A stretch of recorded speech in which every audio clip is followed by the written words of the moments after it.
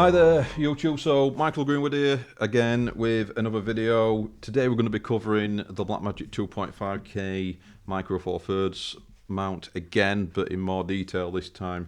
So I've already done a video about this and I filmed that outside and I went into a bit of detail. But this one we're going to have a slightly different take on it, go into a bit more technical detail about it, and we're going to say what I like about it, what I don't like about it, and if I recommend it basically. So yeah, the Blackmagic 2.5K with the MFT mount, or the Micro Four Thirds.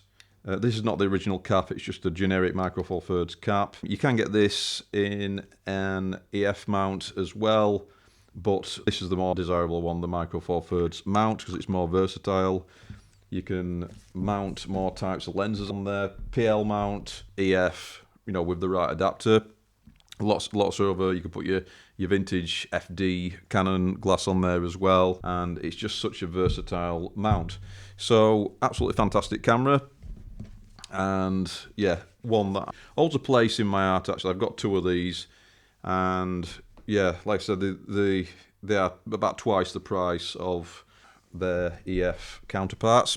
This one's in great condition, and it's got the monitor cover. You've got the original Blackmagic neck strap, which is really cool, and it's just generally in great condition, really. So these things are built like a tank. They've got a nice simple menu, you know, a bit like an Alexa, and they've got lots of ports. Some of them I'd question why those choices were made. For example, the 2/4 inch jacks, you know, they're a bit of a strange choice. Why not use mini XLRs, or maybe just one full size XLR? I mean, having two XLRs, two inputs is good for interviews, two person interviews, but at the end of the day, you're only going to use these for scratch audio anyway. You're going to use an external recorder. So yeah, terrible preamps. You've got a headphone jack, you know, for monitoring your audio. You've got a remote, yeah, useful. So remote trigger. This could be a plus or a minus for you, but it's got SDI out, so a professional SDI output rather than HDMI. So I've got a Shogun Inferno, which is SDI, so that's absolutely fine. If you've got just HDMI monitors, then there is a converter available, so you can convert this SDI signal into HDMI, which is handy. There is an old Thunderbolt. This is the old standard Thunderbolt. Apple Thunderbolt, which you can use to transfer files. You can actually use scopes with this as well. This is how you'd connect to your computer to use ultrascopes. Ultrascopes is not built in, but you can use ultrascopes, which is very powerful software if you plug into a computer. And then you've got the power in. So the power in, you could plug it into the wall, or you can power it by Sony MPF style battery, or V-mount. And then onto the screen, it's a highly reflective screen, which is not perfect for using outside. So it's basically like a mirror, and you're going to see your reflection. It's very difficult to pull focus and things like that with this. So if you're shooting this outside, even though it's a big screen, I would say use an external monitor. And I prefer 7-inch monitors rather than 5-inch monitors. I just find them easier to see. I go for 7-inch Atomos monitors. I've got a Ninja Inferno and a Shogun Inferno. I quite like the Fieldworld monitors as well. The cheaper built, and you know, they're a bit creaky with the plastic, but they kind of get the job done and they're okay. Or you can get something like a small HD, but there's lots of monitor choices out there. Using an Atomos with this is a bit overkill actually, because it's a recorder as well. And I originally got the Atomos Infernos so I could shoot ProRes on some DSLR cameras. So you're not going to get slow motion out of this. So you can't shoot at 60 frames per second and then slow it down in post to 24 or 23.986. So it only shoots up to 30 frames per second. So yeah, you're not going to get slow motion out of it, which is a shame. It's got excellent dynamic range. And the thing that you actually buy this camera for is the image quality, and it is still absolutely fantastic. It's 2.5K. You can scale it up with some denoise to 4K, and it still looks really good. I love the image out of this. It's fantastic. Poor ISO, but it's got better ISO actually than the 4K production counterpart. So I'll run through a few differences in this video of those two cameras as well. So yeah, you've got better dynamic range on the 2.5K than you have got on the 4K production. You've got another stopper light on the 2.5K over and above the 4K production, but you have got rolling shutter on the 2.5K. So whereas the 4.5K production has got a global shutter, so you get no wibbly wobbly, with fast moving whip pans and things like that, you're not going to get any wibbly wobbly with the production, but you will get it with the 2.5K. It does suffer from black hole sun, and I've actually got a video, I'll link to that, where I show the fix, and it's in the color grading section of DaVinci. Just one click, so I highlight the clip or the clips, one click and it removes the black hole sun. And I did put it through a tough test actually. I did a before and after. So before we've got black hole sun in the footage, I'm actually pointing directly into the sun, and I'm shooting through some tree branches with some leaves. So I thought that would be quite a difficult, challenging test, and I didn't even believe that the black hole sun would be removed, but it was. So check out that video. Yeah, so it's a fantastic camera. Like I said, simple menu. That's really, really good. Lots of noise in the image. It's a noisy image, so you do want to denoise it. On some lenses, you're not going to be able to focus to infinity.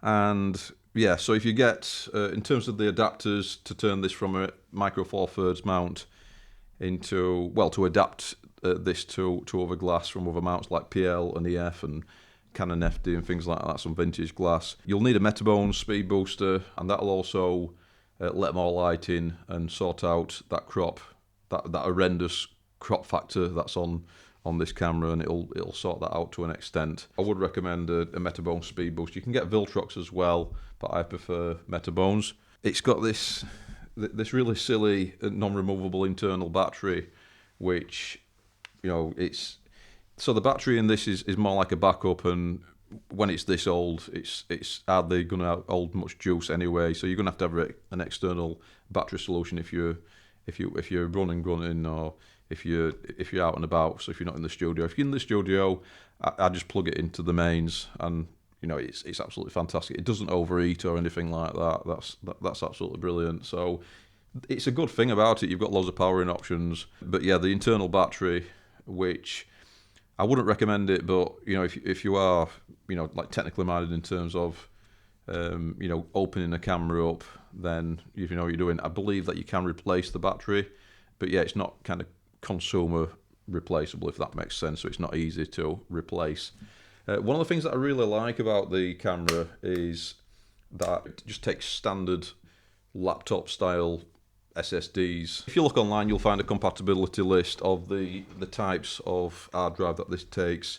The Samsung 850 EVOs, or in this case the Samsung 850 Pro, will work in this absolutely fine. And there's an handful of others that'll work in this camera. So the 850 Pro, I don't think you need these. The Evo will work just fine. It will eat this storage up, so it's your decision if you want to shoot in ProRes or RAW. I mean, this is a 128 gig hard drive, but I'm currently shooting this video not in RAW, but in ProRes. I put in a freshly formatted hard drive for this, so make sure I don't run over, and I've got 2 gigs. So I'm shooting this on a Samsung 850 Evo with 2 gigs space. So I've got plenty for this. Yeah, I love the fact that it takes SSDs, and I'll just kind of show you how those go in. You don't have to use a spacer. Since these cameras come out, the hard drives have got smaller, so these hard drives actually leave a bit of a gap. You can use a spacer if you want, but a lot of the time I don't even bother. So that's that, and it's just built like a tank. It's lovely. It's a really lovely bit of kit, this. Yeah, clunky. Yeah, not ergonomically designed for hand-holding. It's built to be rigged, to put a cage on it, put handle on it.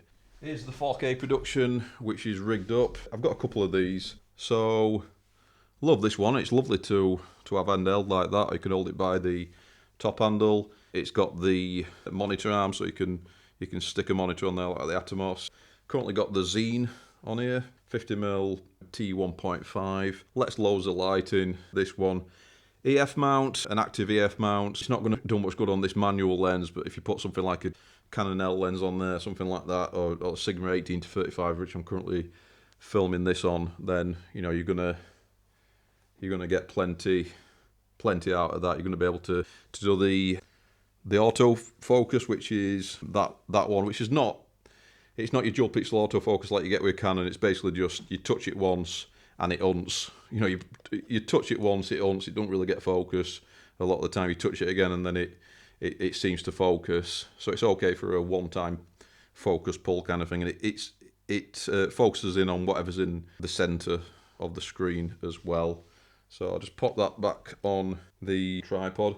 Got a couple of 12-inch carbon fiber rails on this. There's plenty of weight on this, so they do say that if you're far away from the sensor, you're not going to get the micro jitters, and if you put some weight on your camera, you rig it out, you're going to have a much stabler shot. So I can just basically use this, and it's quite stable. Or you can use it with the handles like that, and it's quite nice. So lovely camera. So some other things about the 2.5K MFT then. So yeah, built to be rigged. A bit about the passive mount on this, and yeah, we've already said it's micro four thirds. We know it is a micro four thirds sensor as well, unlike the Blackmagic original pocket, which is a Super 16 sensor, but a micro four third mount. So yeah, you want to get yourself a speed booster for this, and Metabose does various ones, and it can be a bit confusing, but I would just suggest that you can get some second hand, which you can get some decent deals on them. You can maybe pay something like 200 UK pounds for a used Metabones adapter, or brand new. They can I've seen them up to and past £600, so they're not cheap. Or you can get Viltrox, which are a lot cheaper, but I've heard mixed reviews on Viltrox. My personal choice, is to get Metabones. A bit about this passive mount. So whereas the 4K production camera has got an active mount, the 2.5K MFT version has got a passive mount. Whereas there is a 2.5K EF version which has got an active mount. So it depends what you want really. What's more important to you? The EF version is probably half the price at the moment. So you'll pay double for the Micro Four Thirds mount because of the versatility. Like I said, you could put EF glass on there, you could put FD, you can put PL, all with the right adapter. You can put Nikon lenses on. I've got lots of EF glass, so that it really works for me to put an EF mount on there. And yeah, but the thing about it being passive, so with it being passive, you're not going to get any iris control.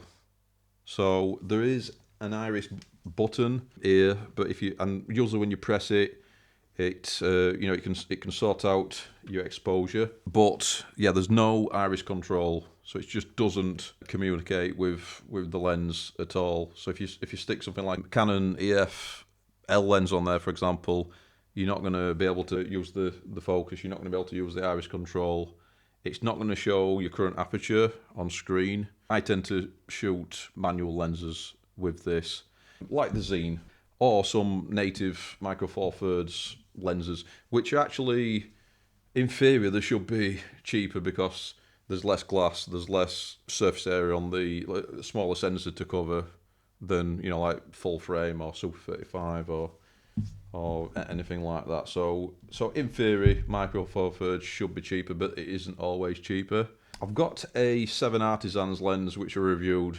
It's fantastic, absolutely fantastic lens, and I'm going to pick up some more 7 Artisan lenses, and they're absolutely brilliant. They're really nice lenses. They're all manual, and for me, it's a good option on this.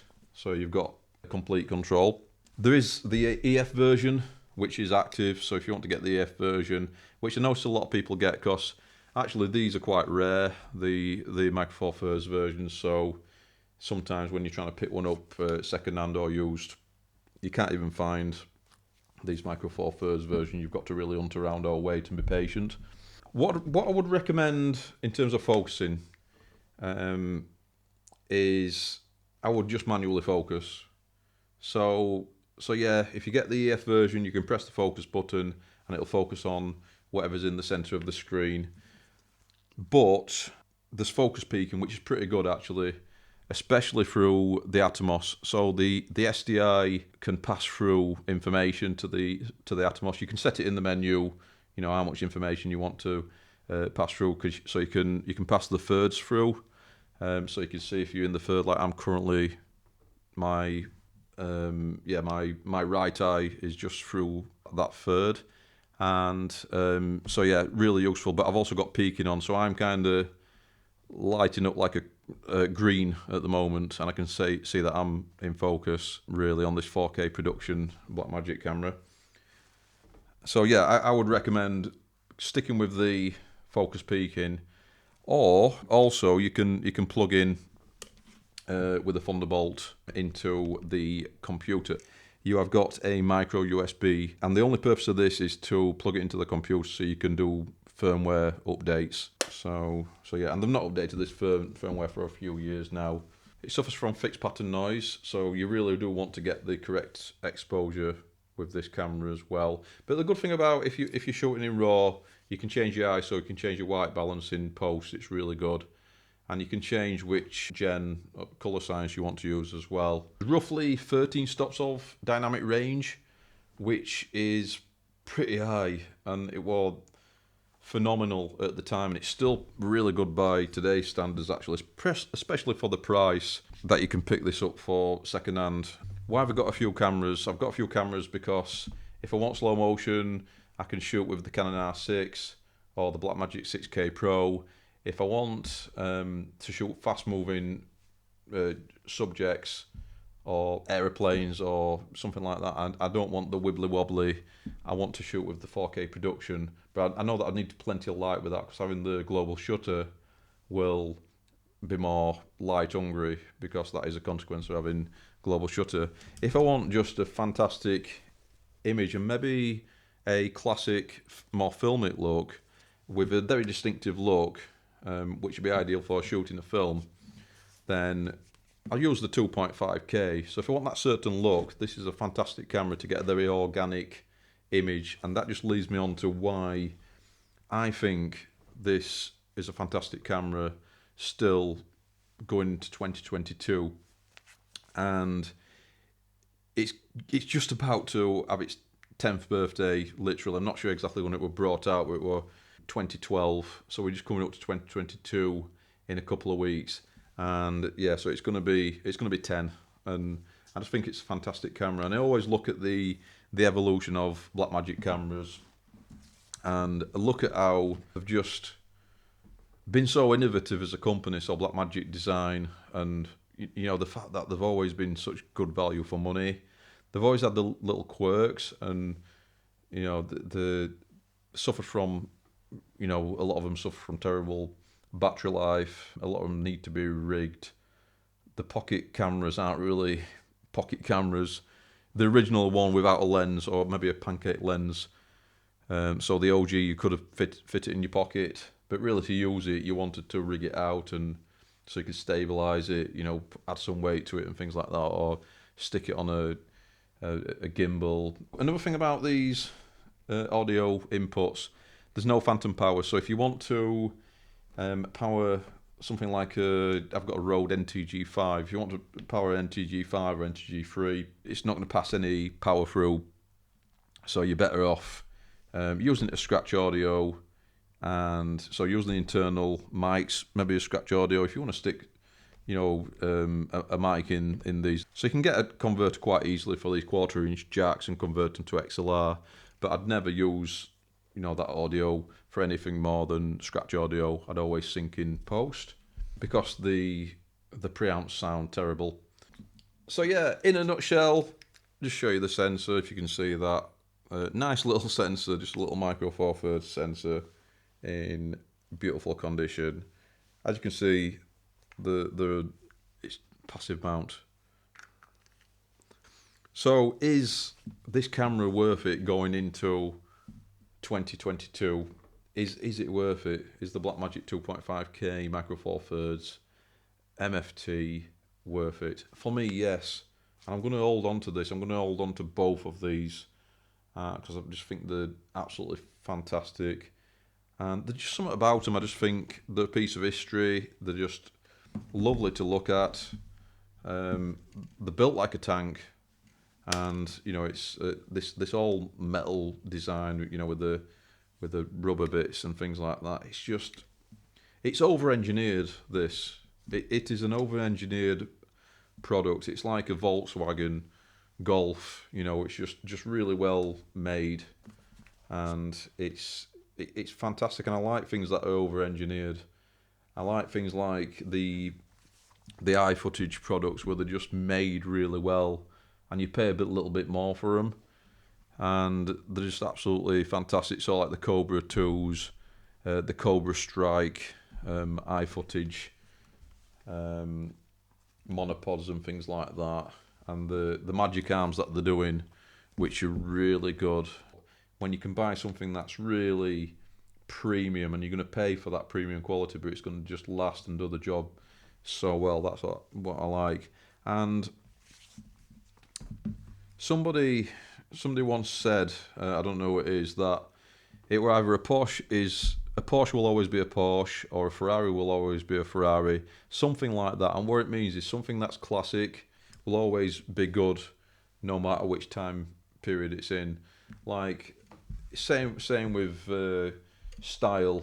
And I know fashions change, you know, with clothing and things like that. But when you've got style, some styles are just timeless. You know, like Levi's jeans, pair of jeans that've been around for a while now, haven't they? And they're just, you know, they're pretty timeless. And some shoes like I particularly like Lokes shoes,